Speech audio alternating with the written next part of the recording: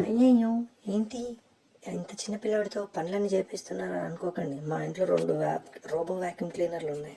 తీసి అటక మీద పెట్టి పారేసాం. టీవీ అదిగోండి అలా హెడ్సెట్ పెట్టుకొని వింటున్నాం. ఏంట్రా అంటే మా ఆయన ఏమంటాడంటే, మనం ఏం చేస్తే అదే చేస్తుంటారు పిల్లలు. సో మనం ఏం చేయాలి?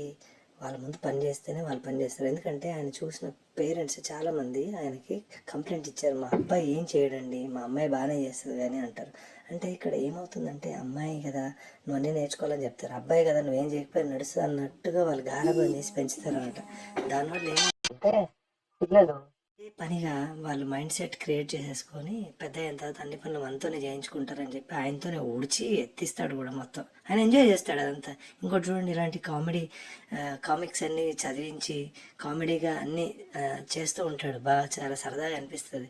కానీ ఇవన్నీ కరెక్టా రాంగా నేను ఏ రోజు ఆలోచించలేదు. ఎందుకంటే మా ఆయన ఏం చేసినా కరెక్టే అనిపిస్తుంటుంది నాకు. కానీ మీకేమనిపిస్తుంది?